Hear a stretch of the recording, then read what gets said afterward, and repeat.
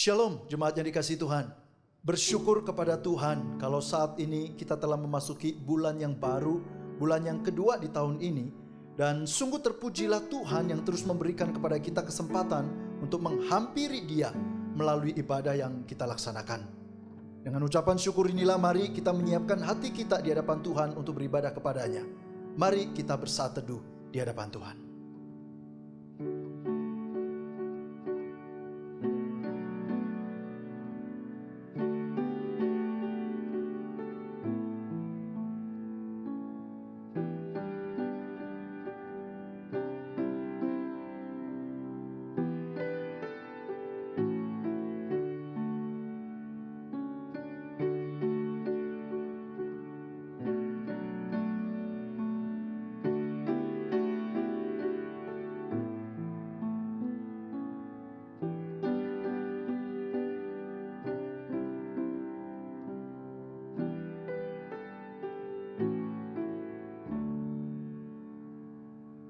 Amin.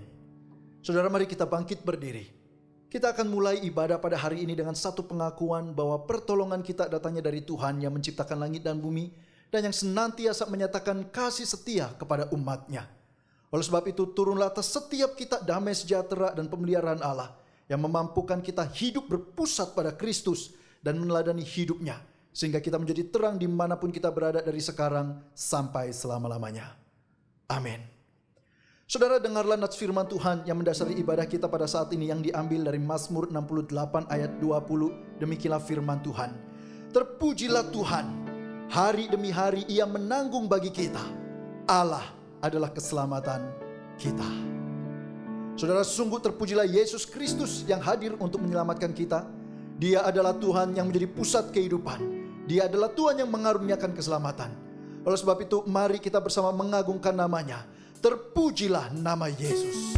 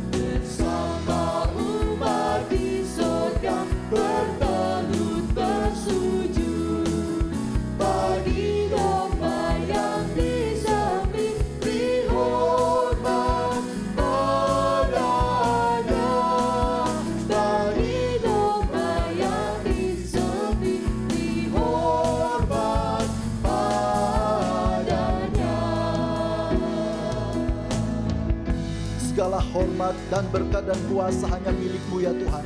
Oleh sebab itu kami umat-Mu mau menyatakan di hadapan-Mu segala hormat dan berkat dan kuasa milik-Mu. Semua hormat dan berkat dan kuasa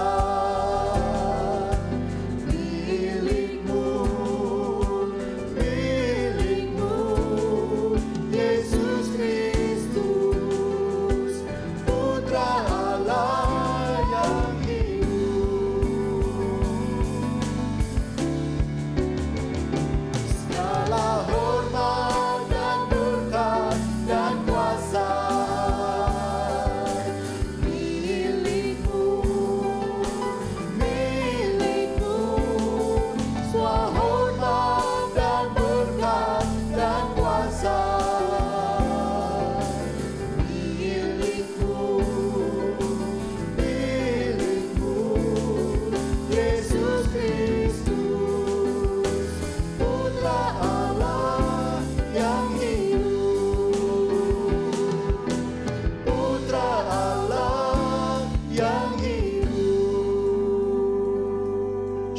kita berdoa.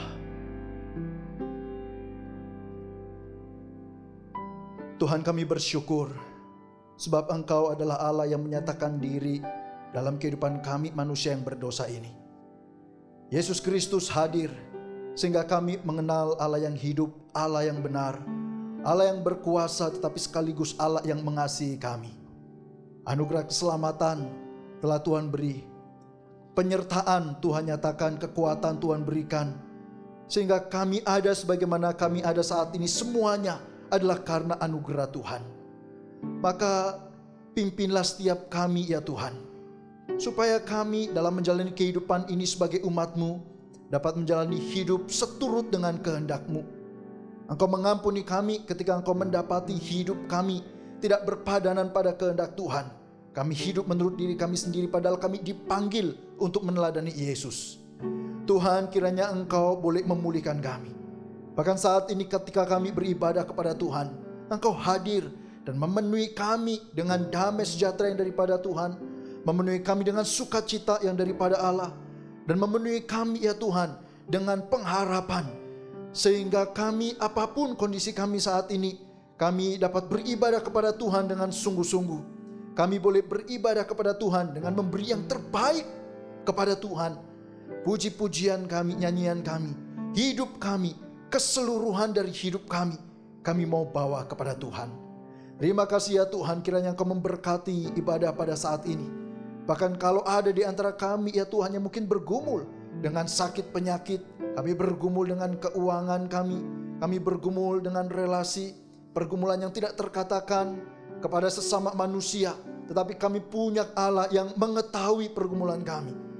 Dengan pengharapan bahwa Engkau Allah yang mengaruniakan pertolongan, kami mau ya Tuhan menapaki hari-hari bersama dengan Tuhan, dan biarlah hidup kami boleh memuliakan Allah.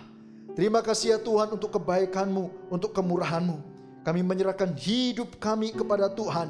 Kami mau melangkah bersama dengan Tuhan. Kami mau melangkah meneladani Tuhan. Terpujilah nama-Mu. Dengar doa kami ya Tuhan, yang kami naikkan dalam satu nama, yaitu Tuhan Yesus Kristus. Kami berdoa dan bersyukur. Amin. Amin. Silakan duduk saudara. Saudara, hidup sebagai orang percaya memiliki panggilan untuk menjalani hidup dengan meneladani Yesus Kristus sebagai junjungan agung kita. Inilah pesan firman Tuhan yang diambil dari Filipi pasal 2 ayat 5-8. Kita akan membaca bagian firman Tuhan ini secara bertanggapan. Demikian firman Tuhan. Hendaklah kamu dalam hidupmu bersama menaruh pikiran dan perasaan yang terdapat juga dalam Kristus Yesus, yang walaupun dalam rupa Allah tidak menganggap kesetaraan dengan Allah itu sebagai milik yang harus dipertahankan, melainkan telah mengosongkan dirinya sendiri dan mengambil rupa seorang hamba dan menjadi sama dengan manusia. Dan dalam keadaan sebagai manusia, ia telah merendahkan dirinya dan taat sampai mati, bahkan sampai mati di kayu salib. Saudara, mari kita meresponi kebenaran firman Tuhan ini dengan menyatakan pujian kita kepadanya. Dia adalah Kristus yang mulia dan maha segalanya, tetapi Dia rela merendahkan dirinya.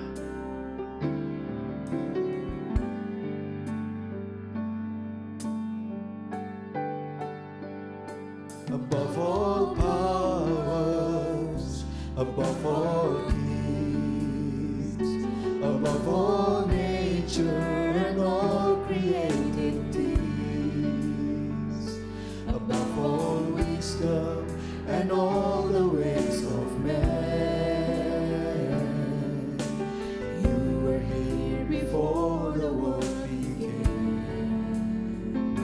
Above all kingdoms, above all thrones, above all wonders the world has ever known,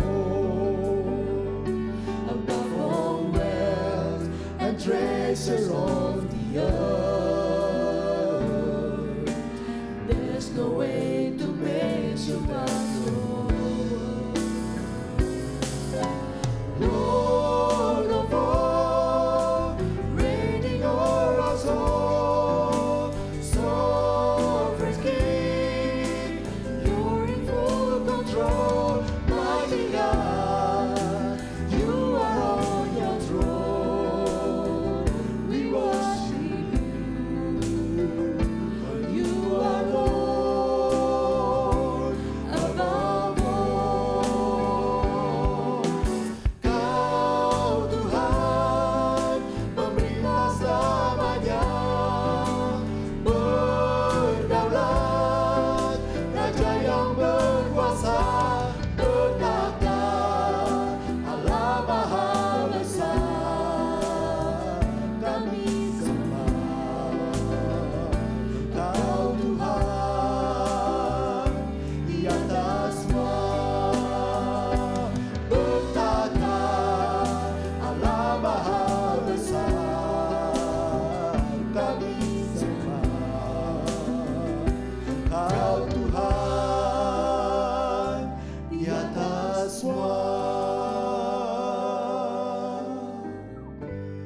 Saudara, Yesus yang adalah segala-galanya telah mengaruniakan iman yang menuntun kita pada pengenalan akan dirinya.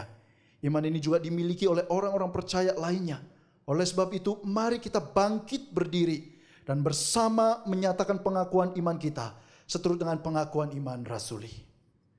Aku percaya kepada Allah, Bapa yang Maha Kuasa, Khalik langit dan bumi, dan kepada Yesus Kristus, Anaknya yang tunggal Tuhan kita, yang dikandung dari Roh Kudus, lahir dari anak darah Maria, yang menderita sengsara di bawah pemerintahan Pontius Pilatus, disalibkan, mati dan dikuburkan, turun ke dalam kerajaan maut. Pada hari yang ketiga, bangkit pula dari antara orang mati, naik ke sorga, duduk di sebelah kanan Allah, Bapa yang Maha Kuasa.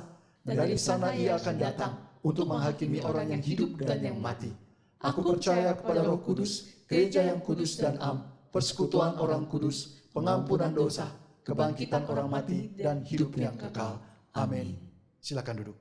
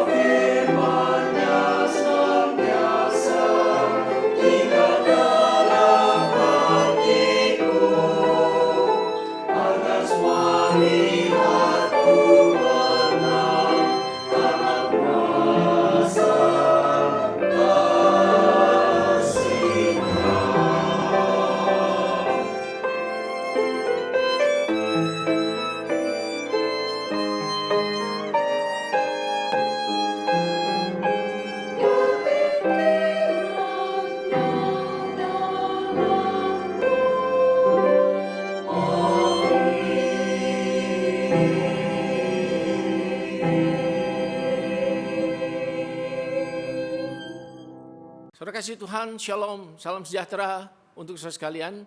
Mari kita akan bersama merenungkan firman Tuhan pada hari ini. Saya akan ambil firman Tuhan dari Filipi 4 ayat yang ke-8 sampai 9. Demikian bunyi firman Tuhan, Filipi 4 ayat yang ke-8 sampai ayatnya yang ke-9.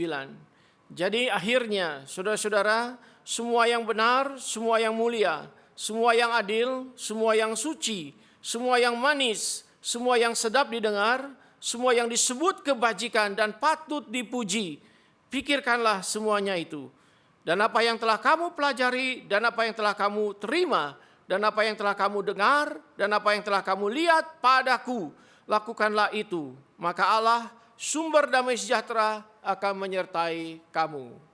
Mari kita akan bersama berdoa, kita mohon pertolongan Tuhan untuk merenungkan firman Tuhan ini.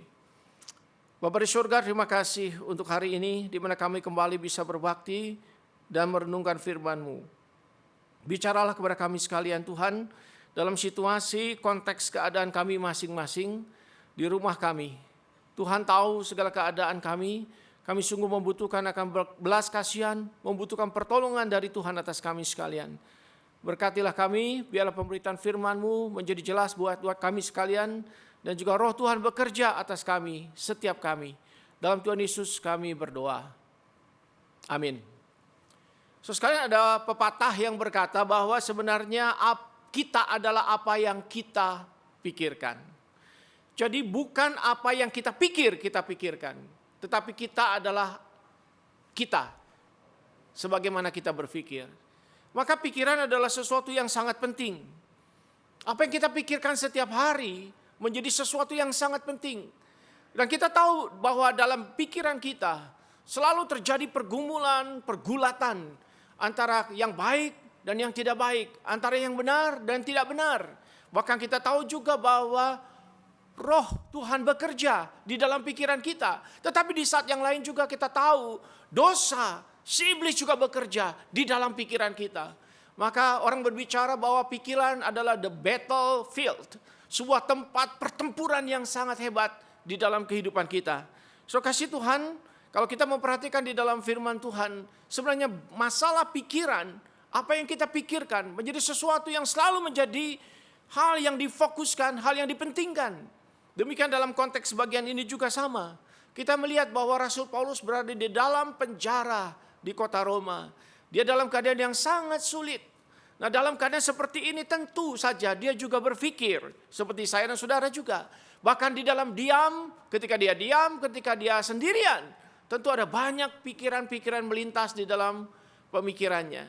So, kasih Tuhan, kalau kita melihat Paulus dalam konteks ini, gampang sekali sebenarnya dia itu tergelincir kepada pikiran-pikiran negatif, pikiran-pikiran yang buruk, pikiran-pikiran yang jelek. Kalau kita baca firman Tuhan dalam konteksnya ini paling sedikit ada 3 hal. Kita lihat di sana. Pertama adalah bahwa dia bisa sangat frustasi oleh karena dia dalam keadaan di penjara. Bukan karena dia berbuat jahat, tetapi di penjara karena dia memberitakan Injil.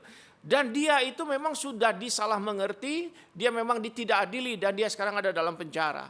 Dan hal yang lebih menyedihkan adalah bahwa ketika dia dalam penjara, dia menemukan ternyata ada teman-temannya. Dikatakan oleh firman Tuhan ada Euodia dan Sintike. Teman-teman pelayanannya yang sangat penting untuk Paulus. Yang sangat karib untuk Paulus. Mereka berdua itu juga bertengkar satu dengan yang lain. Jadi ini menambah beban. Dia ada di penjara dalam kesendiriannya. Dan teman-teman pelayanannya juga bertengkar. Dan juga dia tahu juga ada teman-teman sejawatnya di tengah-tengah pelayanannya. Itu sedang mencari keuntungannya sendiri. Mereka berkhianat atas pelayanan. Dia berkhianat atas pelayanan misi, atas pelayanan penginjilan yang harus mereka kerjakan. Mereka mencari keuntungannya sendiri. Ini semua menambah beban pikiran Paulus. Dan terlebih lagi saudara sekalian, Filipi pasal yang keempat berkata bahwa sewaktu-waktu saudara sekalian, dia bisa dibawa keluar, dia bisa dibunuh, dia bisa dihakimi, dan dia akan menderita. Dan lebih lagi dia berkata saat kematianku sudah dekat.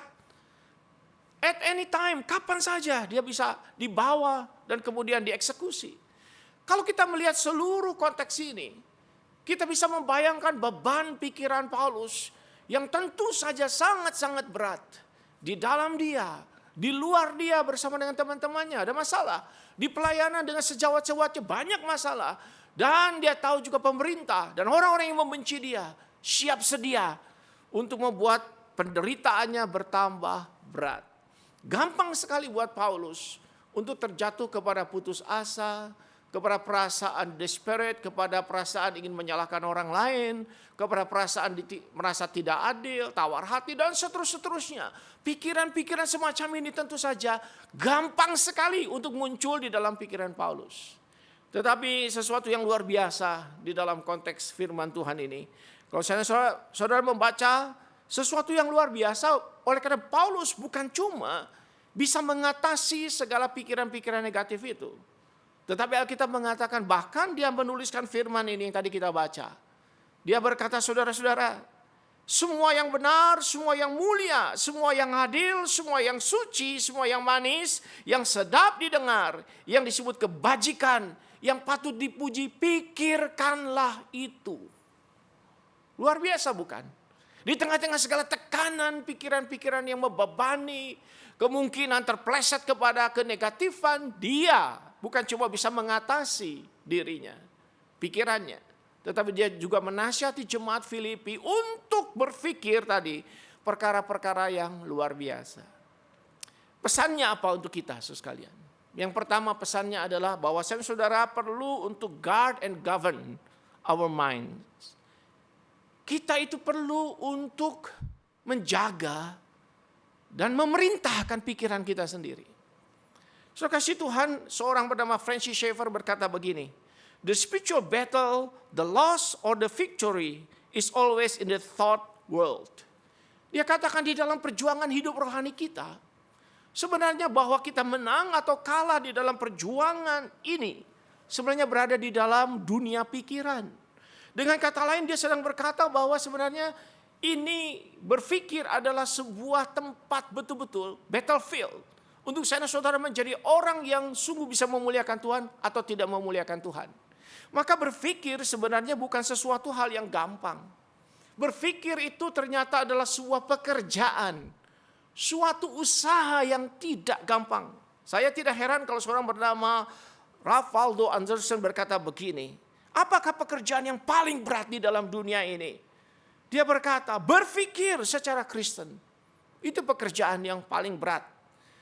Seorang bernama Oswald Chambers berkata begini. To think is an effort. To think rightly is a great effort.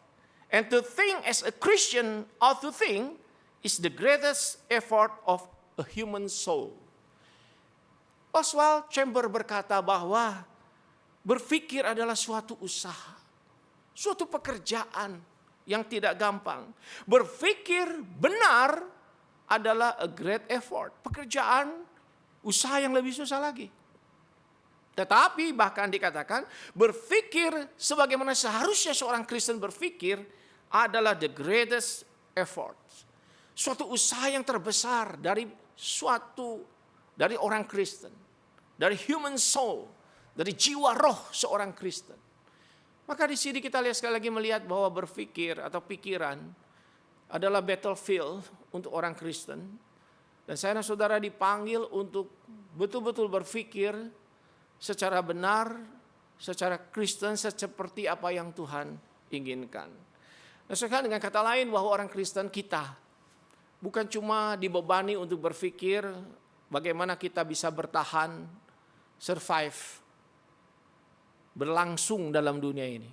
Itu sesuatu yang tidak gampang. Bukan setiap hari saudara bergumul. Bagaimana kita menghidupi hidup kita. Bagaimana kita bisa memperoleh pencarian, mata pencarian. Kita perlu mencari rezeki kita untuk kita bisa bertahan hidup. Di tengah-tengah situasi yang sulit kita berpikir untuk bagaimana survive. Dan kita juga mulai berpikir juga bukan cuma sekedar survive, tapi bagaimana kita juga bisa flourishing, bisa berkembang-kembang. Itu juga tidak mudah tentunya. Bagaimana kita bisa berkembang, keluarga kita bisa berkembang, usaha pekerjaan kita bisa berkembang, bagaimana pelayanan kita bisa berkembang. Sesuatu yang tidak gampang bukan? Dan lebih tidak gampang lagi adalah dikatakan bagaimana kita itu pada saat yang sama untuk survive, flourishing, tetapi saat yang sama kita juga betul-betul bisa menyenangkan Tuhan. Bukankah ini menjadi sebuah double jobs, pekerjaan-pekerjaan yang double untuk saya dan saudara. Itu sebabnya sebagai orang Kristen memang tidak mudah.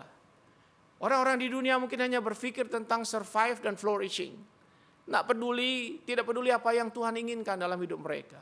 Tetapi kita lain bukan, karena kita sedang diajak dan diajar juga untuk bukan cuma itu. Kita perlu memikirkan apa yang Tuhan inginkan di dalam hidup saudara. Nah, saudara sekalian, pesannya dari Rasul Paulus di sini adalah bahwa saudara perlu menjaga dan juga memerintah akan pikiran kita. Maka ada seorang berkata bahwa sebenarnya pikiran manusia itu seperti sebuah greenhouse. Sebuah tempat, lokasi, gedung yang kita siapkan untuk bisa bertanam di sana. Suatu greenhouse itu biasanya terbuat dari kaca atau mungkin kalau sederhana dari plastik kiri kanannya. Supaya bisa menjaga dari angin, dari serangga, dari badai, dari macam-macam cuaca yang terus berubah. Maka kita butuh greenhouse. Maka ada yang berkata bahwa ke depan di tengah-tengah pancarobanya cuaca yang luar biasa di dunia ini, maka bertani, bercocok tanam dengan greenhouse akan menjadi sebuah keniscayaan, keharusan. Tidak bisa tidak, kalau cuaca terus berubah, maka kita butuh greenhouse. Nah, saudara sekalian, pikiran kita adalah greenhouse kita. Karena disitulah sebenarnya segala sesuatu, benih-benih ditanam, benih-benih disirami, benih-benih kita pupuk, dan disitulah maka tumbuhan itu menjadi berbuah. Pikiran kita adalah greenhouse yang harusnya saudara jaga dari badai, dari hal-hal yang negatif yang bisa masuk ke dalamnya. Maka greenhouse itu, pikiran kita itu menjadi sesuatu yang sangat penting untuk kita itu pedulikan. Dan bentuk daripada greenhouse itu sendiri, pikiran kita sebagai greenhouse itu bisa berbentuk macam-macam. Dan kita bisa menemukan hari ini mungkin ternyata greenhouse pikiran itu mungkin sudah rusak di dalamnya. Karena ada banyak serangga-serangga di dalamnya, ada banyak hal-hal negatif yang ada di dalamnya. Dan rusak di dalamnya. Oleh karena kita selama ini tidak pernah menjaga greenhouse pikiran kita ini. Saudara sekalian, di tengah-tengah pandemi COVID ini, sebenarnya pikiran-pikiran negatif bisa bertambah-tambah banyak. Dia menjadi begitu subur seperti benalu di musim hujan. Seperti jamur di musim hujan. Maka saudara gampang sekali untuk kemudian tadinya mungkin greenhouse pikiran kita sudah negatif, ditambah lagi kita berada dalam situasi pandemi COVID ini, dan itu menjadi tambah negatif dan tambah negatif. Mereka yang tadinya ragu menjadi semakin ragu, mereka yang tadinya putus asa menjadi semakin putus asa, mereka yang stres menjadi desperate sekali. Dan semua itu, mereka yang biasa menyalahkan orang, sekarang semakin banyak menyalahkan orang lain. Mereka yang menuntut orang, semakin menuntut orang lain. Oleh karena cuaca sedang berubah. Nah, saya tidak tahu apakah pikiran kita, greenhouse kita itu, sudah baik atau tidak baik. Ada orang juga greenhouse-nya itu semakin negatif. Semakin negatif. Menyalahkan orang. Dan mempermasalahkan masalah tanpa memberikan solusi sama sekali. Dia hanya bisa sense ada masalah. Dan dia akan mempermasalahkan masalah. Tetapi dia tidak bisa keluar dari situasi itu. Dia terus di dalam masalah itu dan dia memasalahkan masalah yang kemudian menjadi masalah yang lebih besar lagi. Tanpa alternatif solusi. Greenhouse kita dalam pikiran kita mungkin bisa berbentuk pembenaran. Kita sudah biasa membenarkan diri. Cari-cari alasan. Dan kita tidak menjadi objektif terhadap diri kita sendiri. Dan sekarang di tengah-tengah pandemi ini, greenhouse kita dipenuhi dengan pembenaran-pembenaran yang tidak pernah selesai. Kita membenarkan diri, kita merasa paling benar. Kita tidak rela kalau ide kita, pikiran kita, tindakan kita itu disalahkan. Kita tidak berani lagi karena kita sudah tidak mampu lagi untuk sedikit banyak menerima, mengabsorb bahwa kita ini tidak sempurna, bahwa kita ini ada kekurangan. Kita memprotek diri lebih daripada yang seharusnya. Saudara kasih Tuhan, itulah sebabnya Paulus berbicara di sini. Di tengah-tengah situasi yang sangat tidak mudah, dia sudah atasi itu. Dan dia berkata kepada jemaat Filipi, kalian memang tahu hidup memang susah, tidak gampang. Pikirkanlah itu. Pikirkanlah yang benar. Keluar dari situasi ini karena pikiran menjadi sangat penting. Maka dikatakan pikirkanlah yang baik itu. Nah, ada alasan lain saudara sekalian kenapa kita harus menjaga dan memerintah pikiran kita sendiri. Oleh karena sebenarnya kita tahu ada kekuatan hebat pada pikiran. Pikiran itu betul-betul powerful. Dan saudara memahami bahwa dalam sejarah dunia ini ada orang-orang yang sebenarnya bergumul dengan pikiran-pikiran yang hebat dan melahirkan tindakan-tindakan yang hebat. Di dalam sejarah kita tahu di abad 15 ya. Itu Columbus itu sudah mulai berpikir mengenai adanya dunia baru. Maka di situ kita lihat eksplorasi dunia baru dan menemukan benua Amerika. Kita juga menemukan orang seperti Michelangelo, pematung itu, yang berbulan-bulan, kalau tidak salah itu hampir 4 bulan dia itu datang melihat batu besar dan memikirkan mengenai patung yang akan dia pikir. Dia pikirkan tentang patung itu detail sekali, dan setelah itu dia mulai memahat dan muncullah karya terbesar, Pieta. Dan kita juga pernah tahu ada seorang bernama William Wilberforce, seorang di parlemen Inggris yang berpikir bagaimana menghapuskan perbudakan di seluruh Inggris Raya. Itu pikirannya. Berbulan-bulan berdoa, bergumul supaya tidak ada perbudakan di seluruh Inggris Raya yang waktu itu menguasai dunia ini. Sampai satu kali kemudian dia berhasil di parlemen Inggris itu kemudian ditok sebuah keputusan penghapusan perbudakan. Pikiran-pikiran besar melahirkan tindakan-tindakan besar.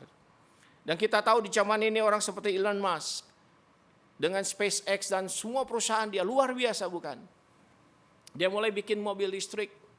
Dia mulai membuat roket yang bukan cuma sekali pakai tapi bisa bolak-balik dipakai.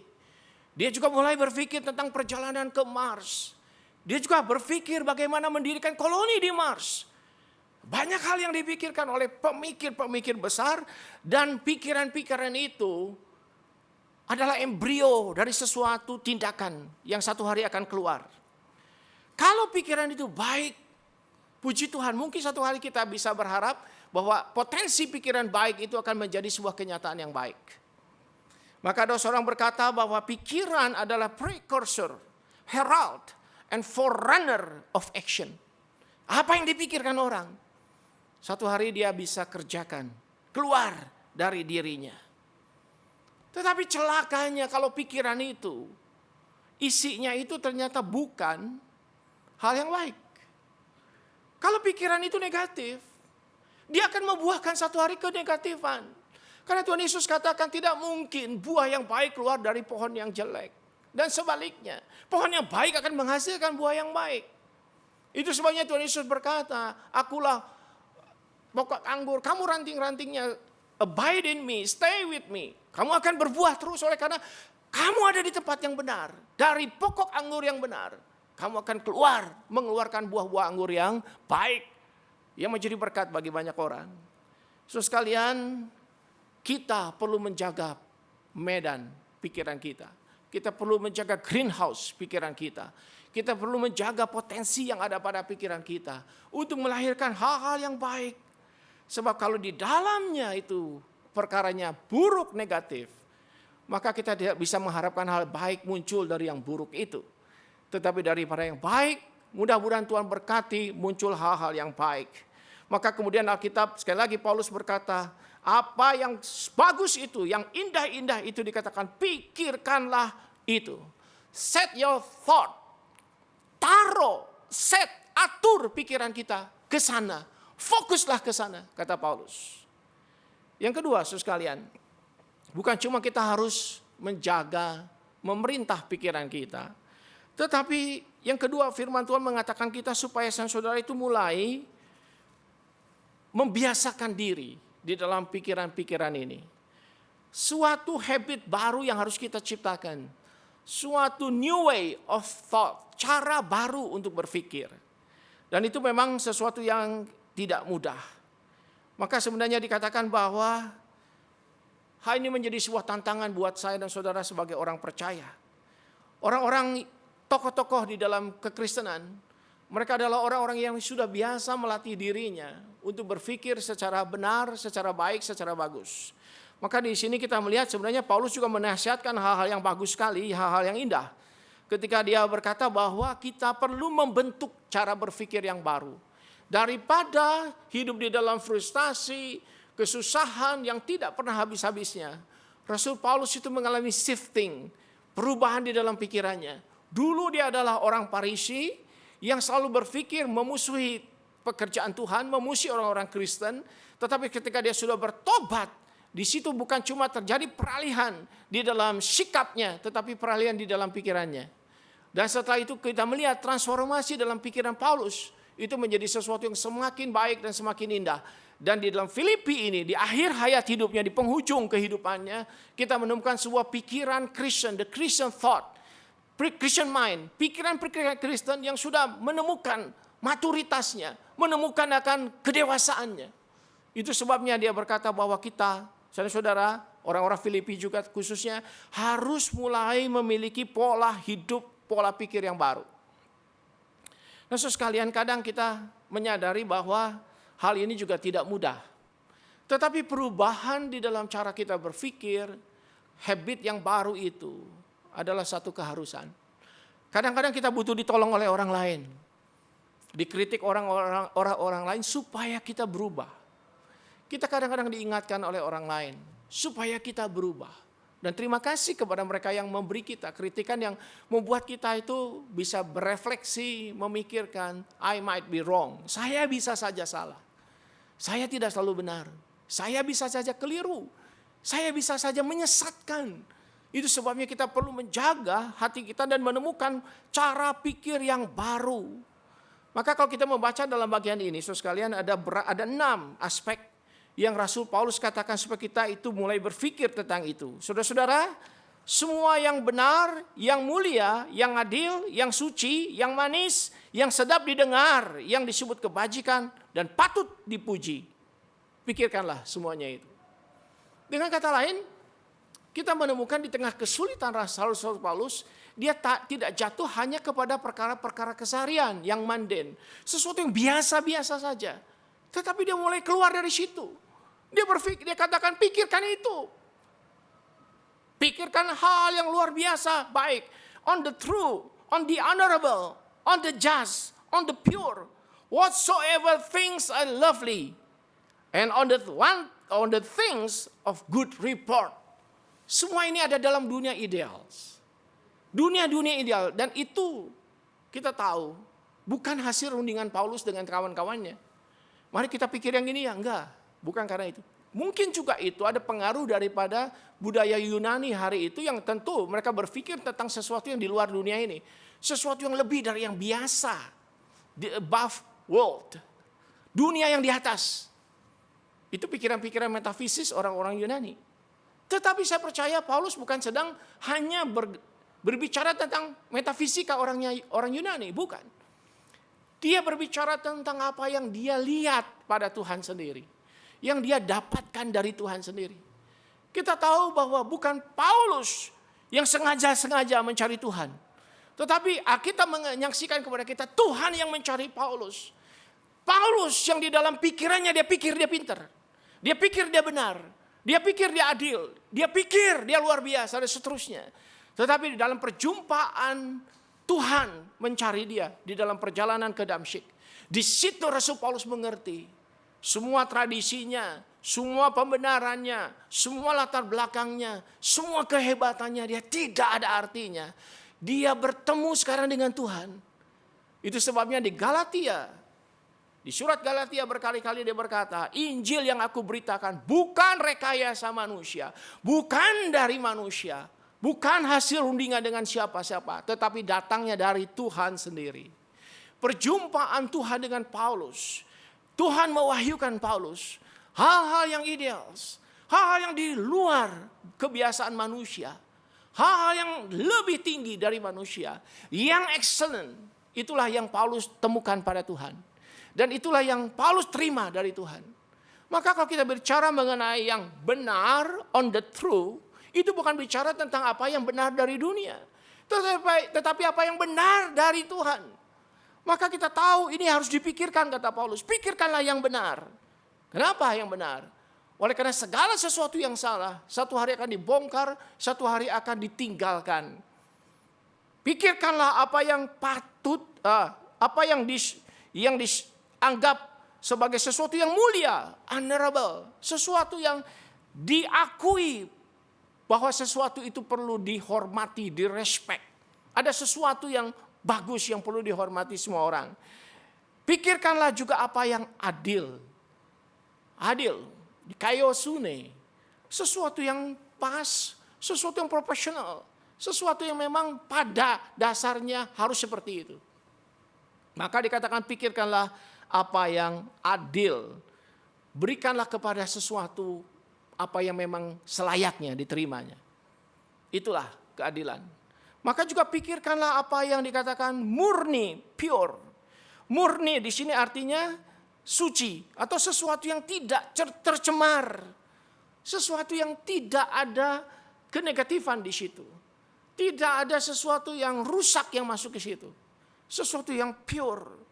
Dan di sana dikatakan pikirkanlah sesuatu yang dikatakan manis atau sedap didengar. Atau terjemahan yang lain adalah pikirkanlah whatever things are lovely. Sesuatu yang menyenangkan, yang lovely. Yang membuat kita itu ingin memujinya, ingin mengapresiasinya. Itu, pikirkanlah itu katanya. Sesuatu yang lovely dan itu adalah sesuatu yang perlu untuk dihargai, sesuatu yang perlu untuk di-admire, dihormati. Pikirkanlah itu. Dan yang terakhir itu dikatakan pikirkanlah sesuatu yang dikatakan patut dipuji. Patut dipuji, apa yang dimaksud dengan patut dipuji di sini? Itu terjemahan lain adalah things of a good report. Jadi sesuatu yang memang bisa dihargai. Misalnya 5 talenta. Ada orang mengerjakan 5 talenta. Setelah dia kerjakan 5 talenta, diberi 5 talenta, dia kerjakan 5 talenta. Dia dapat good report. Dia dapat rapor yang bagus. Dia perlu dipuji karena dia itu layak untuk menerima semua pujian itu. Good report. So kasih Tuhan, semua yang 6 ini, 6 aspek ini adalah sesuatu yang ideal. Dan tidak ada orang yang normal akan melawan yang ke-6 ini. Semua orang akan mengatakan bahwa apa yang benar, baik, apa yang benar, apa yang patut dipuji, yang noble, yang honorable, apa yang adil, apa yang murni, apa yang lovely, apa yang good report. Tidak ada orang di dunia ini akan berkata bahwa itu sesuatu yang jelek. Semua orang mencarinya. Kalau orang-orang di dalam dunia di luar sana juga mencarinya sampai hari ini sebagai bagian daripada general revelation, wahyu yang umum, apalagi sebagai orang percaya. Kita yang menerima itu dari Tuhan, kita diajak oleh Rasul Paulus di sini untuk mengubah direction kita berpikir. Supaya kita tidak terjebak ke para pikiran negatif, terus-menerus keputusasaan. Kita diajak untuk menciptakan suatu pikiran yang baru, yang menciptakan harapan yang baru. Dengan berpikir 6 aspek itu, kita menyadari bahwa 6 aspek ini bukan hanya sesuatu yang perlu kita kejar, tetapi sesuatu yang bukan ada dalam dunia ini. Itu ada hanya pada Tuhan. Dengan demikian kita bisa juga menciptakan akan pikiran baru yang penuh dengan harapan, yang membuat kita juga punya target. Kita tidak jatuh kepada ya seperti ini terus. Di tengah-tengah kesulitan ini kita bisa melihat dalam dunia ini ada Tuhan yang memberikan yang murni. Ada Tuhan yang memberikan yang benar. Ada Tuhan yang memberikan hal-hal yang honorable, yang patut dipuji, yang noble. Ada Tuhan yang memberikan kepada saya saudara hal-hal yang indah, yang patut dipuji dan seterusnya. Ada Tuhan yang memberikan di tengah dunia yang penuh dengan kejahatan ini, ada kebajikan yang Tuhan masih berikan dalam dunia yang rusak ini. Itu sebabnya kita lihat Paulus mengajak kita shifting kepada pikiran-pikiran baru. Dan yang ketiga, yang terakhir, Paulus berbicara di sini supaya saudara itu kita bersama-sama membuat pikiran-pikiran itu menjadi sebuah kenyataan. Maka dalam bagian ini Paulus mengatakan apa yang kita pikirkan itu harus digerakkan menjadi sesuatu yang dilaksanakan. Dan dia ambil contoh tidak jauh-jauh, dia ambil contoh dirinya sendiri. Maka ayat yang ke-9 dikatakan apa yang kamu pelajari, kamu lihat dari tindakanku, dari kata-kataku, apa yang kamu dengar dan semuanya padaku, ikutlah aku. Luar biasa bukan? Sebuah klaim tentang dirinya bahwa aku, kata Paulus, aku bukan cuma ngajarkan apa yang tadi perlu dipikirkan, tetapi aku melaksanakan itu dalam hidupku. Pikirkanlah itu dan ikutlah aku. Wah, luar biasa.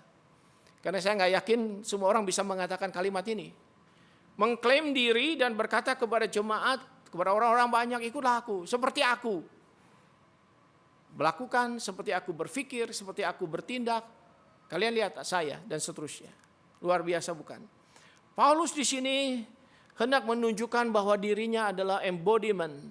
Dia adalah pengejawantahan daripada yang tadi, pikiran-pikiran itu.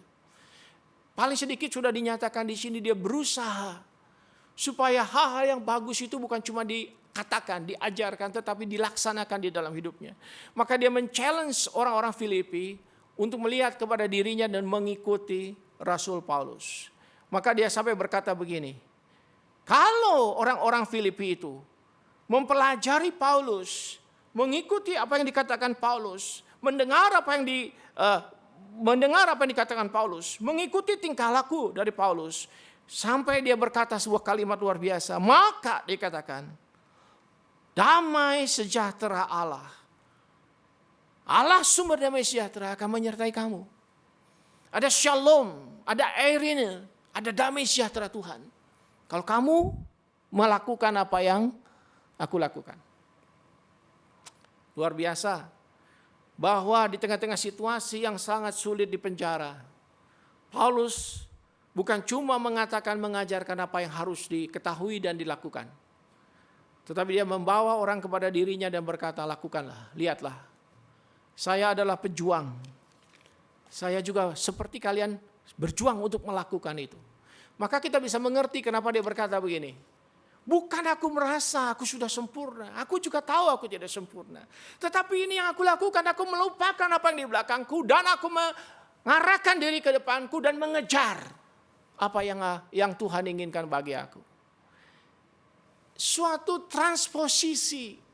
Suatu posisi baru. Maka di sini kita menemukan hal yang selalu menjadi penting untuk kita. Antara pengertian konsep dengan pelaksanaan.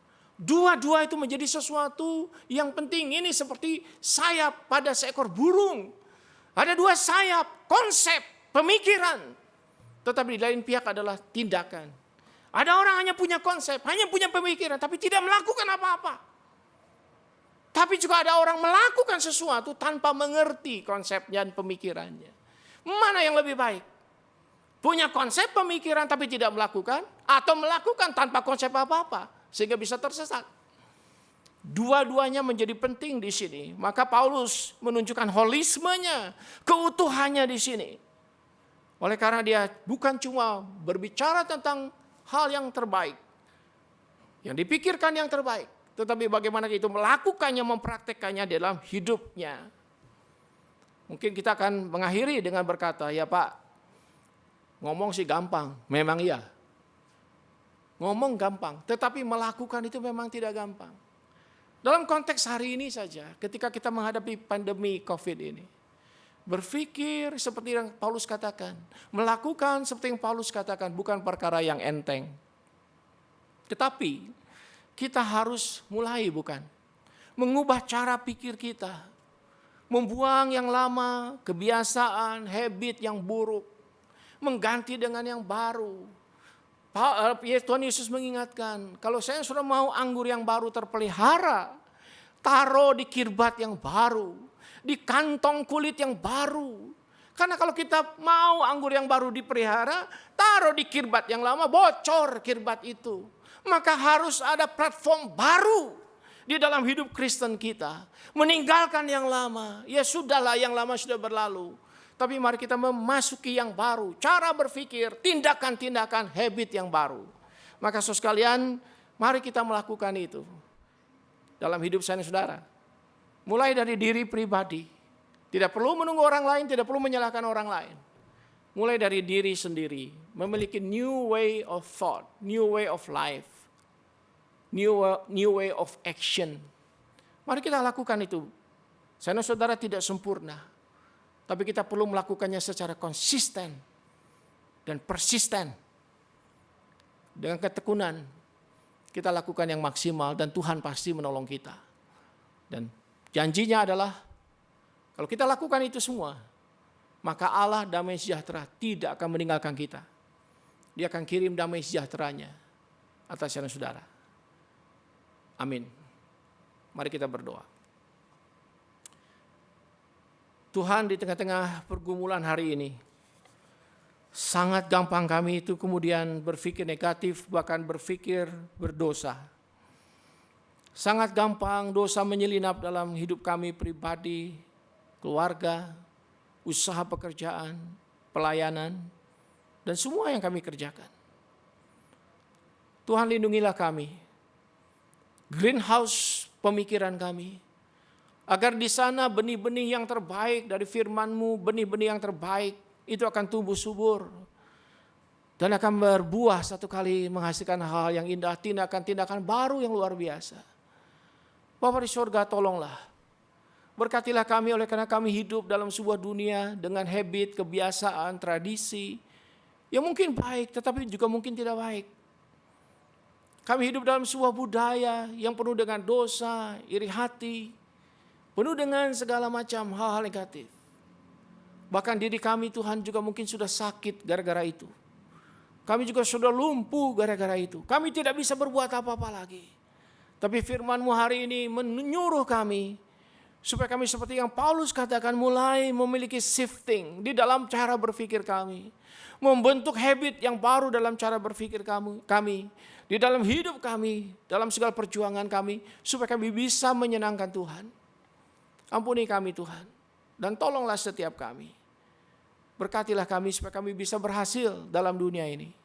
Di dalam berpikir, di dalam menghasilkan hal yang baik lewat pikiran itu. Dalam Tuhan Yesus kami berdoa. Amin. Saudara, puji Tuhan, melalui firman Tuhan kita diingatkan untuk memiliki pikiran yang semakin hari dibaharui, sehingga kita pun memiliki pikiran yang serupa Kristus dan hidup bagi kemuliaannya. Oleh sebab itu, mari kita meresponi firman Tuhan dengan menaikkan pujian komitmen kita di hadapan Allah, mengiring Tuhan seumur hidup kita.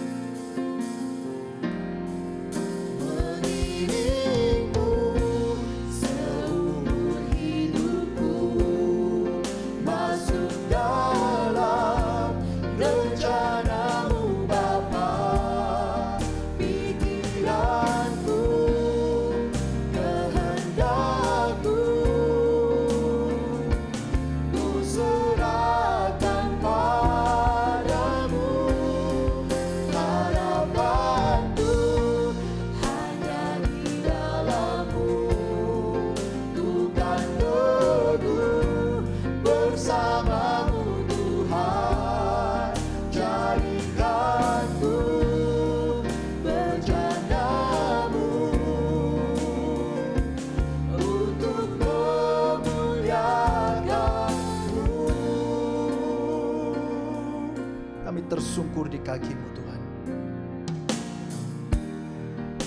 Tersungkurku di kaki-Mu, rasakan hadirat-Mu. Takkan ku melepaskan-Mu, Kau cahaya bagiku. Mengiring-Mu seumur hidupku, masuk dalam rencana-Mu Bapa. Pikiranku, kehendak-Mu, ku serahkan padamu. Harapanku hanya di dalam-Mu, ku kan teguh bersama-Mu Tuhan. Jadikanku berjana-Mu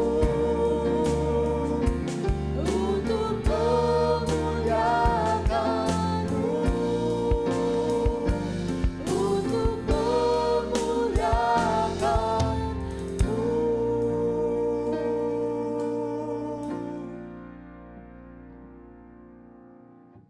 Mari kita berikan bentuk ucapan syukur kita kepada Tuhan melalui persembahan. Saudara dapat memberikan persembahan melalui scan QR Code yang tertera pada layar Anda.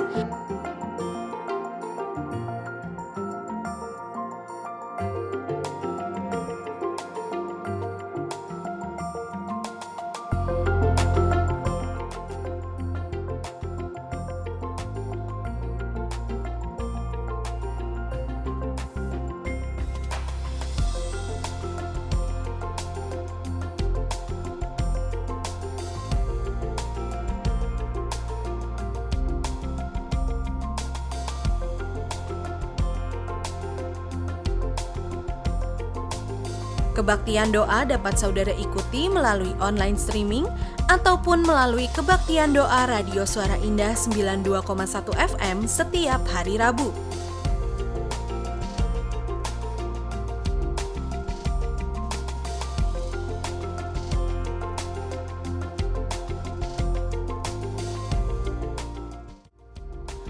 Follow Instagram @hokimtong dan simak informasi terbaru seputar GII Hokimtong. Saudara, mari kita berdiri bersama, kita akan bawa persembahan kita di dalam doa kita, dan juga kita akan akhiri ibadah kita. Mari kita berdoa. Bapa di surga, berkatilah kehidupan kami di dalam anugerah kasih-Mu. Banyak hal kami tidak mengerti, banyak hal kami sangat terbatas, tapi kami mengharapkan belas kasihan pertolongan-Mu setiap saat Tuhan. Tolonglah berkati hidup pribadi kami, kesehatan kami, keluarga kami, juga usaha pekerjaan kami Tuhan. Tuhan berkati semua jemaat-Mu, juga pelayanan kami supaya tetap bisa berjalan bahkan lebih baik lagi hari ke hari. Berkatilah kami sekalian Tuhan. Mohon anugerah dan kasih-Mu bagi kami sekalian.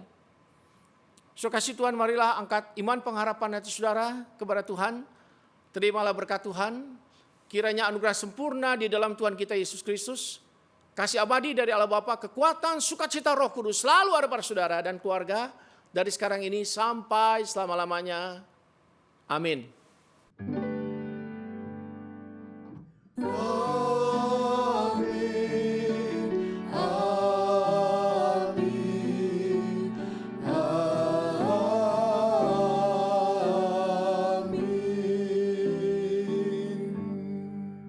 Saudara silakan duduk, silakan bersatu dulu.